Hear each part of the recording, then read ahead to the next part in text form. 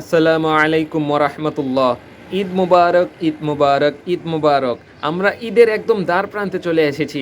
আজকের মাগরিবের পর থেকেই ঈদের যে রাত সেটা শুরু হয়ে যাবে আলহামদুলিল্লাহ।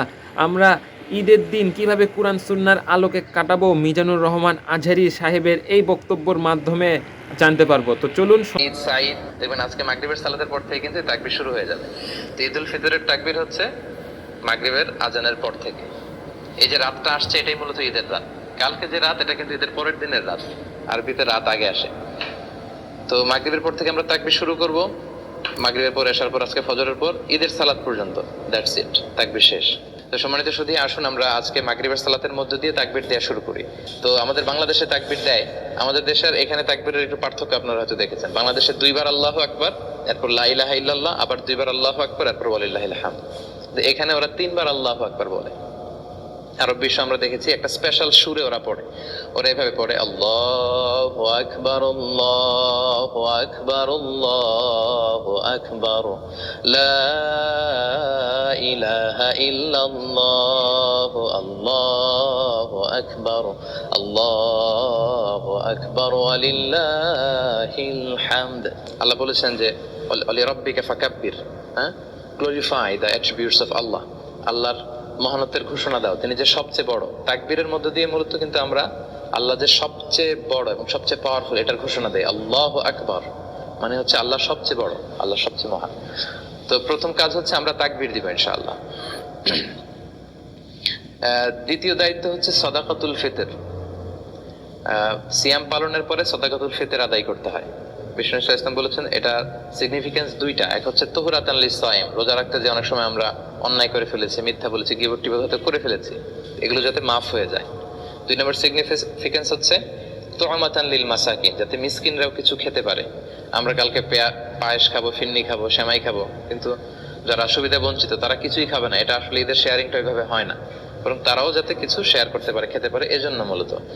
আর সম্মানিত শুধু এটা অবশ্যই এটা ডেডলাইন হচ্ছে আগামীকাল ঈদের নামাজ। ঈদের নামাজের আগে আপনাকে পে করতে হবে। ঈদের নামাজের পরে দিলে কিন্তু সাদাকাতুল ফিতরের সওয়াবটা আর হয় না। বিষ্ণু বলেছেন মান আদ্দাহা ক্বাবলা সালাত ফাহিয়া যাকাতুন মাকবুলা। যারা ঈদের সালাতের আগে এই সাদাকাতুল ফিতরটা দিয়ে দিল এটা কিন্তু অ্যাকসেপ্টেড একটা সাদাকাতুল ফিতর হবে। ওমান আদ্দাহা বা'দা সালাত, আর ঈদের সালাতের পরে যদি সাদাকাতুল ফিতর আপনি দেন তাহলে ফাহিয়া সাদাকাতুম মিনাস সাদাকাত, এটা নরমাল চ্যারিটি হবে, আপনি সাদাকাতুল ফিতরের সওয়াব পাবেন না। এজন্য ঈদের সালাতের আগে আমরা এটা আদায় করব। মালয়েশিয়াতে 7 রিঙ্গিট সর্বনিম্ন, বাংলাদেশে মনে হয় 70 টাকা সর্বনিম্ন, সর্বোচ্চ 2310 টাকা। খাবার দিয়ে দিতে বলেছেন বিষ্ণু ইসলাম। 4টা খাবারের কথা পাওয়া যায়, খেজুর দিয়ে, জব দিয়ে, বার্লি দিয়ে, কিশমিশ দিয়ে। তা আপনি যদি কিশমিশের হিসাব করেন তাহলে কিন্তু অনেক টাকা দিতে হয়। অর্থাৎ প্রত্যেকের লাইফস্টাইল যেরকম ওই অনুযায়ী সবাই কিন্তু আমরা 7 রিঙ্গিট দিলে হবে না। যাদের টাকা পয়সা অনেক বেশি তারা 40 রিঙ্গিট 50 রিঙ্গিট করে সাদাকাতুল ফিতর আদায় করতে হবে। তো এক্ষেত্রে বাংলাদেশে ইদানিং একটা বিষয় আমি খুব দেখি যে টাকা দিয়ে দেয়া যাবে না, এরকম খুব মতভেদ লক্ষ্য করা যাচ্ছে। আচ্ছা, প্রকৃত সুন্নাহ হচ্ছে খাবার দিয়ে দিয়ে দেওয়া। লেটস সে বাংলাদেশের মানুষের খাবার হচ্ছে চাল কিংবা ডাল, তো 1 সা বিষ্ণু আদায় করতে বলেছেন, মানে 1 সা হচ্ছে বর্তমানের হিসাবে 3 কেজি 300 গ্রাম। তো আপনি 3 কেজি 300 গ্রাম চাল দিয়ে দিতে পারেন বা ডাল দিয়ে দিতে পারেন। এবং সবচেয়ে গুরুত্বপূর্ণ বিষয় হচ্ছে চাল ডাল না দিয়ে আপনি টাকা দিয়ে দিলেও কিন্তু সাদাকাতুল ফিতর আদায় হবে। কেন হবে? আপনাকে মাসলাহার দিকে খেয়াল রাখতে হবে। আমরা যদি আজকে বাংলাদেশে সব গরিবদেরকে ধরে ধরে 3 কেজি 300 গ্রাম চাল দিয়ে দিই, ডাল দিয়ে দিই, তো দেখা যাবে ওর ঘরে কয়েক বস্তা ডাল হয়ে গেছে। তো ও কি ঈদের দিন ডাল খাবে? ও তো ঈদের দিন পায়েস খাবে, ফিন্নি খাবে, ওর তেল কিনা লাগবে, ওর একটা নতুন শাড়ি কিনা লাগবে, ওর একটা নতুন জামা কিনা লাগবে। তো এজন্য আপনি যদি টাকা দিয়ে দেন তাহলে এটা ওদের মাসলাহার দিকে খেয়াল রাখা হলো এবং এটা বেশি ভালো। আর এবছর আল জাজিরার এবং বাংলা ট্রিবিউনের একটা রিপোর্টে এসেছে যে রোহিঙ্গাদেরকে টেকনাফে যে ত্রাণ দেয়া হয়েছে, মানে চাল ডালের ত্রাণগুলো তারা বেশিরভাগ স্থানীয় বাজারে অর্ধেক দামে বিক্রি করেছে টাকার জন্য। তার মানে আপনি 50 টাকা কেজি চাল ওদেরকে কিনে দিলেন, ওরা স্থানীয় বাজারে ওটা 30 টাকা বিক্রি করেছে টাকার জন্য। কারণ চাল আর ডাল তো খাবে না, ওদের তো মাঝে মাঝে ফল ফ্রুট খাওয়া লাগবে, ওদের হয়তো শীতের সময় একটা শাল কিনা লাগবে, জ্যাকেট কিনা লাগবে। এজন্য স্কলাররা বলেছেন আপনি টাকা দিয়েও সাদাকাতুল ফিতর আদায় করতে পারেন। এবং মাসলাহা মানে welfare of the poorer section of the society, গরিবদের দিকে যদি আপনি খেয়াল করেন তাহলে টাকাটাই বেশি ভালো। সবাই যদি আমরা ডাল দিয়ে দিই, চাল দিয়ে দিই বাংলাদেশের খাবার অনুযায়ী, ওতে কয়েক বস্তা চাল ডাল হয়ে যাবে। ঈদের দিন তো আসলে এগুলো এটার মূল সিগনিফিকেন্স হচ্ছে তুআমাতান লিল মাসাকিন, ঈদের দিনে যাতে তারা একটু আনন্দ উৎসব করতে পারে, একটু ভালো খেতে পারে আমাদের সাথে। তো এই হচ্ছে সাদাকাতুল ফিতরের ব্যাপারে খুব সংক্ষিপ্ত কথা। এরপরে একটা সুন্নত হচ্ছে ঈদের দিন গোসল করা সকালে। বিশ্বনবী গোসল করেছেন কিনা এই মর্মে আমি পাইনি এভাবে, কিন্তু ইবনে ওমর উনি গোসল করতেন, ইবনে ওমর রাদিয়াল্লাহু আনহু। তো উনি গোসল করতেন, হয়তো উনি রাসূল সাল্লাল্লাহু আলাইহি ওয়াসাল্লামকে দেখেছেন গোসল করতে, এজন্য উনি করতেন। তো গোসল করাটা ঈদের দিন সুন্নাহ। এরপর লুবসু আহসানি সিয়াব, আপনি নতুন কাপড় বা পাঞ্জাবি যদি থাকে এটা পরতে পারেন, আর নতুন কাপড় না থাকলে পুরাতন যেগুলো আছে এগুলো ধুয়ে আয়রন করে ওইটা পরতে পারেন। এরপর ঈদের দিন আরেকটি সুন্নাত হচ্ছে আত-তাতিব। তাতিব মানে হচ্ছে তিব ব্যবহার করা, সুগন্ধি, পারফিউম। এটা এমনি ব্যবহার করা সুন্নাহ। বিশেষ করে ইসলাম পারফিউম দিতেন, আমরা তো সাধারণত হাতের এই জায়গায় দেই না, আল্লাহ ইসলাম হাতের এইখানে দিতেন। এটার সিগনিফিকেন্স হচ্ছে উনি এখানে আতর ইউজ করে যার সাথে মুসাফা করতেন তার সাথে বিশ্বনবীর ব্যবহার করে আতরের ঘ্রাণ চলে যেত। সবার হাতে হাতে বিশ্বনবীর আতরের ঘ্রাণ। আর বিশ্বনবী মাথার এইভাবে সিঁথি করতেন, তো সিঁথি করে এইখানে আতর ঢেলে দিতেন, কপাল দিয়ে বেয়ে বেয়ে পড়তো। এই জন্য উনি যেখানে সেজদা দিতেন ওই সব জায়গায় আতরের ঘ্রাণ পাওয়া যেত। হাদিসে এসেছে আরবাউন মিন সুনানিল মুরসালিন, চারটা হচ্ছে সব নবীদের সুন্নাত। এই চারটা সুন্নাত সব নবীদের মধ্যে পাওয়া যায়। এক হচ্ছে খেতান, সব নবীরা সুন্নাতে খাতনা করেছেন। আর নিকা, সব নবীরা বিয়ে করেছেন, দুই একজন ছাড়া। ইয়াহইয়া ঈসা আলাইহিস সালামের ব্যাপারে পাওয়া যায়, হয়তো বিয়ে করেননি। আর সিওয়াক, সব নবীরা মেসওয়াক করতেন। আল উতুর, সব নবীরা পারফিউম ইউজ করতেন। তো সুযোগ হলে আমরা পারফিউম ইউজ করবো ইনশাআল্লাহ। এরপরে হচ্ছে আল আকলু ক্বাবলাল খুরুজ আলা তামারাত আও গায়রিহা, আগামীকাল ঈদের সালাতে যাওয়ার আগে আমরা খেজুর খেয়ে যদি সুযোগ হয় বেরোবো। আগামীকাল কয়টায় জানেন সেন্ট্রাল মস্কে নামাজ? সকাল 8টায়। এজন্য ফজরের সালাতের পরে যদি একটা সানি ঘুম দিতে চান, যে একটু একটা হালকা একটু পাওয়ার ন্যাপ নেই, পরে উঠে কিন্তু জুমার সময় হয়ে যাবে আর কি, আগামীকাল জুমা না। তো এরকম তিক্ত অভিজ্ঞতা কিন্তু এখানে আছে অনেকের। এজন্য অবশ্যই ফজরের পরে ঘুমাবেন না, গোসল করে শাওয়ার নিয়ে আপনারা রেডি হয়ে যাবেন ইনশাআল্লাহ। তো ঈদুল ফিতরে যেটা হয়, মিষ্টি জাতীয় কিছু খেয়ে নামাজে যাওয়া সুন্নাত। কিন্তু ঈদুল আজহাতে আবার বিপরীত, ঈদুল আজহাতে কিছু না খেয়ে নামাজে যাওয়া সুন্নাত। কারণ ঈদুল আজহার সিকোয়েন্সটা আল্লাহ বলেছেন যে ফাসাল্লি লিরাব্বিকা ওয়ানহার, মানে আগে সালাত পড়বেন, তারপরে কুরবানি করবেন, তারপরে কুরবানির গোশত খাবেন বা কিছু খাবেন। মানে আসসালাতু আউওয়ালান আন-নাহর সানিয়ান ওয়াল আকলু সালিসান। কিন্তু ঈদুল ফিতরের সুন্নাহ হচ্ছে আপনি ঈদগাহে বা মসজিদে যাওয়ার আগে মিষ্টি জাতীয় কিছু খাবেন, খেজুর, চকলেট, ফিন্নি, পায়ের যদি মহল্লায় কেউ আপনাকে দাওয়াত করে আপনি হয়তো খাইলেন, মাঝে মাঝে কিন্তু অনেকে করে ইনভাইট করে সবাইকে। আচ্ছা গেল।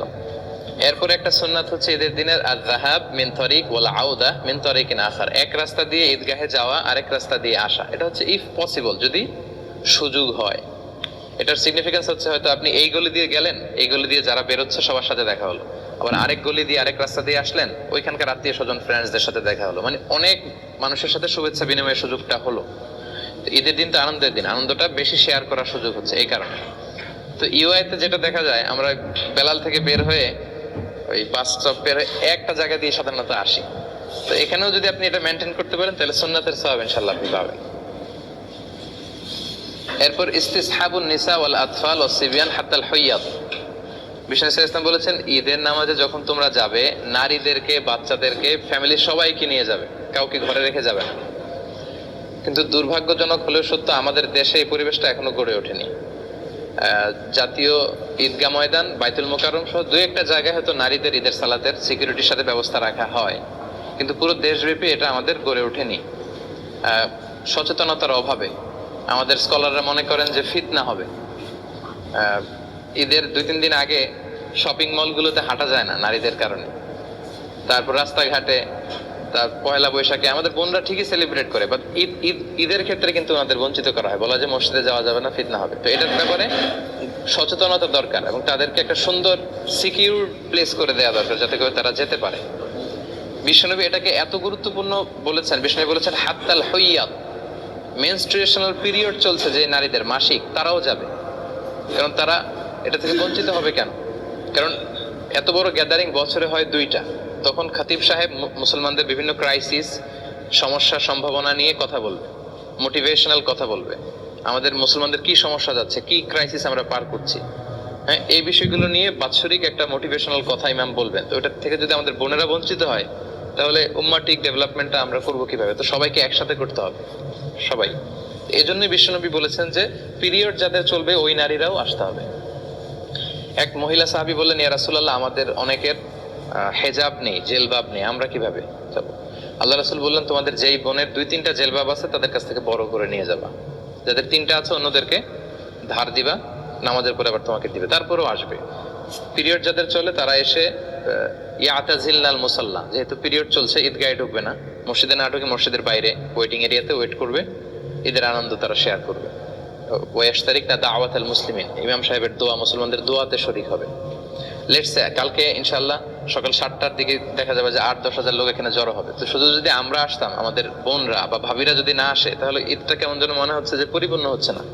কিন্তু মেয়েরা মেয়েদের এরিয়াতে, ছেলেরা ছেলেদের এরিয়াতে যখন ঈদের শুভেচ্ছা বিনিময় করবে, মানে মনে হয় যে ভালোবাসা, সবাই মিলেমিশে একাকার, এটাই ঈদের মূল স্পিরিট বা সৌন্দর্য। তো এই জন্য এটার জন্য সচেতনতা বৃদ্ধি দরকার। বাংলাদেশে আপনারা এগুলো নিয়ে খুব বিনয়ের সাথে কৌশলী হয়ে কথা বলবেন, যাতে এরকম একটা পরিবেশ তৈরি হয়। আচ্ছা, এরপর হচ্ছে ঈদের নামাজ 2 রাকাত, এটা তো আমরা জানি না। 2 রাকাত, প্রথম রাকাতে 7 তাকবীর, দ্বিতীয় রাকাতে 5 তাকবীর, মোট 12টা তাকবীর দিয়ে আমাদের এখানে সালাত হয়। আর হানাফি স্কুল অফ থটে বা বাংলাদেশে যারা আপনারা শুনছেন, 691 জন অলরেডি এখানে লাইভে যুক্ত হয়েছে আর কি আমাদের সাথে, তারাও শুনছে। দেখা যাবে যে আলোচনাটা শেষ করার সাথে সাথে মোর দেন 10,000 লোক অলরেডি এটা দেখে ফেলছে। সো আপনারাও যেমনি শুনছেন, আরো অনেকে বাংলাদেশ সহ বিভিন্ন জায়গা থেকে তারাও শুনছে। তো বাংলাদেশে সাধারণত আমরা 6 তাকবীর দেই, 3-3 করে। প্রথম রাকাতে 3 তাকবীর, দ্বিতীয় রাকাতে 3 তাকবীর, এটাও আপনি দিতে পারেন, এটা কোনো সমস্যা নেই। 7-5-12 তাকবীরও হবে, 3-3 করে 6 তাকবীর, এটাতেও কোনো সমস্যা নেই ইনশাআল্লাহ। আল্লাহ রাসূল সাল্লাল্লাহু আলাইহি ওয়াসাল্লাম প্রথম রাকাতে সূরাতুল আ'লা পড়তেন, সাব্বিহিসমা রাব্বিকাল আ'লা, আর দ্বিতীয় রাকাতে সূরাতুল গাশিয়া পড়তেন, হাল আতাকা হাদিসুল গাশিয়া। তবে এটা ম্যান্ডেটরি না, এটা অপশনাল। ইউএতে আমি যতবার সালাত পড়েছি সাধারণত ইমাম এই 2টা সূরা দিয়ে পড়েছে। তারপর অনেক স্কলাররা বলে কোন নির্দিষ্ট নামাজের জন্য নির্দিষ্ট সূরা ফিক্স করে দেয়া মাকরুহ। তো এটার ব্যাপারে বিভিন্ন ধরনের কথা আছে, তবে আপনি চাইলে পড়তে পারেন, আল্লাহ রাসূল যেহেতু পড়েছেন। আচ্ছা, আরেকটা ভিন্ন বিষয়, এটা হয়তো অনেকের জানা নাই, কিন্তু একটু শেয়ার করার প্রয়োজন আমি মনে করছি। আমাদের মালয়েশিয়াতে যেহেতু ইনশাআল্লাহ হোপফুলি আজকে চাঁদ দেখা গেলে আগামীকাল ঈদ, তো আগামীকাল কিন্তু আবার জুমাবার, তাই না? সকালে একটা গ্যাদারিং, দুপুরে আরেকটা গ্যাদারিং। তো বিষ্ণু ইসলাম বললেন, লা ইয়াজতামিউ ঈদান ফি ইয়ামিন ওয়াহিদ, একদিনে 2 ঈদ হয় না, মানে একদিনে 2টা গ্যাদারিং আমাদের জন্য কষ্ট হয়ে যাবে। এজন্য বিষ্ণু ইসলাম বলেছেন, জুমার দিনে যদি কখনো ঈদ হয় আর ঈদের নামাজে যদি কেউ অংশগ্রহণ করে, তখন জুমার নামাজটা তার জন্য আর ওয়াজিব থাকে না, ওটা সুন্নাহ হয়ে যায়। রুকসা দিয়েছেন, ফ্লেক্সিবিলিটি আছে আর কি। লেটস সে আগামীকাল সকাল 7টায়, এই 7টার সময় সকালে 8-10 হাজার মানুষ এখানে অ্যাসেম্বলি করবে, এটা কি অন্য কোনো দিন সম্ভব ছিল? ঈদের কারণে সব স্কেডিউল আকপিস করে সবাই এখানে জড়ো হবে।